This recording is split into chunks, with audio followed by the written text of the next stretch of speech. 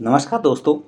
तो आज हम जा रहे हैं शिवधाम छोटा कैलाश, जो कि उत्तराखंड के नैनीताल जिले के भीमताल में एक गांव है, पिनोरो गांव।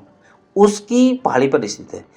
यह भगवान शंकर का बहुत ही भव्य मंदिर है, जिसे छोटा कैलाश भी कहा जाता है। सावन के महीने में बड़ी ही संख्या में भक्तगण भगवान भोलेनाथ के दर्शन के लिए यहाँ पर आते हैं और पूजा और अर्चना करते हैं। कहा जाता है कि जो भी यहाँ आकर भगवान शिव का ध्यान करता है, उसकी सभी मनोकामनाएं अवश्य पूर्ण होती। यहाँ पर जाने के लिए आपको सबसे पहले काठगोदाम या हल्द्वानी आना होगा। वहाँ से आप अपने साधन से या किराए में टैक्सी या गाड़ी करके आराम से पहुँच सकते हैं। तो आपको पहले हल्द्वानी आना है या काठगोदाम, उसके बाद वहाँ से अमृतपुर होते हुए जाना है। यह मंदिर हल्द्वानी से करीब 30 से 35 किलोमीटर की दूरी पर स्थित है। ये दिख रही है कैलाश की चोटी, छोटा कैलाश की चोटी। जब आप वहाँ पहुँच जाते हैं तो वहाँ के बाद पहाड़ की चोटी तक 3 से 4 किलोमीटर की खड़ी चढ़ाई होती है। उसे पार करके आपको छोटा कैलाश की ओर जाना पड़ता है। इस मंदिर के बारे में ना बहुत सारी मान्यताएं हैं। जैसे कुछ लोग कहते हैं कि एक बार भगवान शिव माता पार्वती के साथ पशुपतिनाथ से कैलाश की ओर जा रहे थे। रास्ते में उन्हें रात हो गई। काफी ऊंचाई में है ये मंदिर और उन्होंने इसी जगह पर रात्रि विश्राम किया था, जिस कारण इसे छोटा कैलाश कहा जाता है। असल कैलाश तो पिथौरागढ़ में आगे जाके पड़ता है, जो कि चाइना एंड भारत के बीच में है, कह सकते हैं। वहाँ पे आपको वीज़ा लेके जाना पड़ता है। लेकिन यह जो है उत्तराखंड में नैनीताल जिले में भीमताल पर पड़ता है।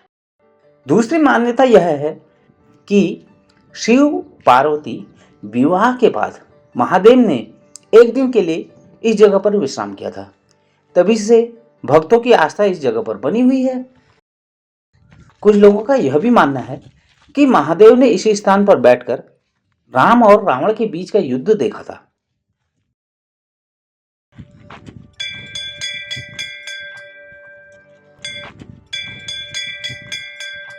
पहाड़ी पर बना यह मंदिर काफी पुराना है।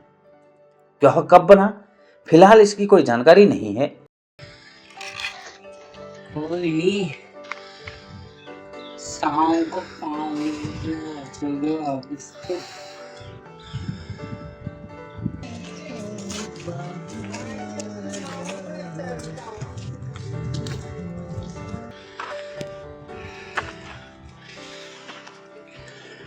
अब हम मंदिर के पास पहुंच चुके हैं।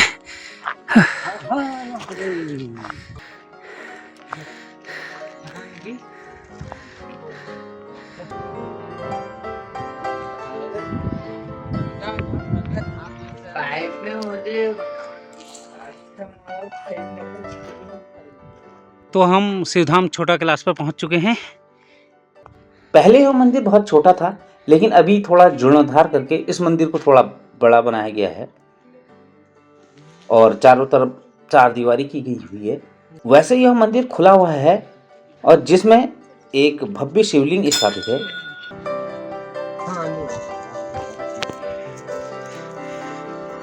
वहाँ चलाना है।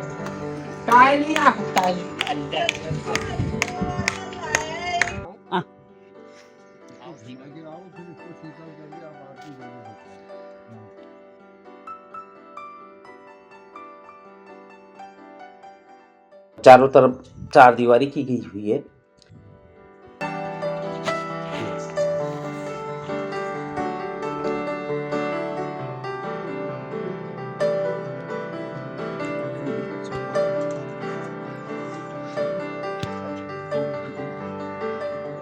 इस स्थान पर पहुंचकर भक्तों को शांति का अनुभव होता है।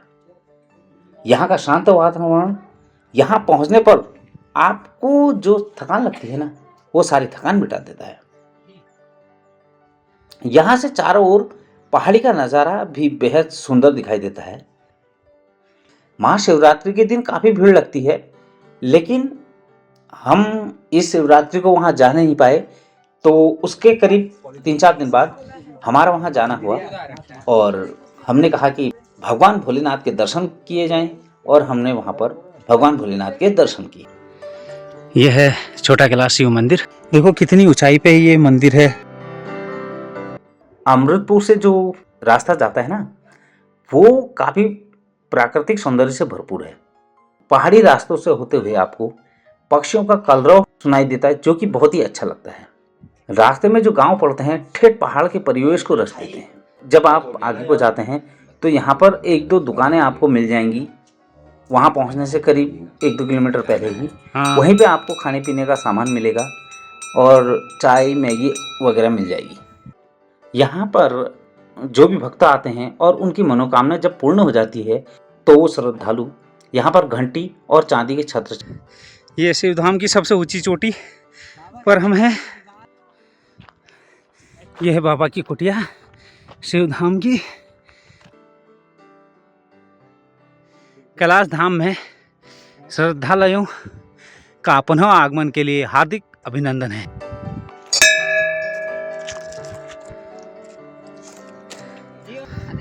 ये सामने गौला नदी दिखाई दे रही है।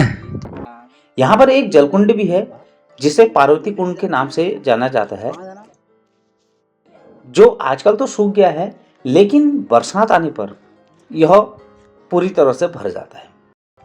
यह है पार्वती कुंड।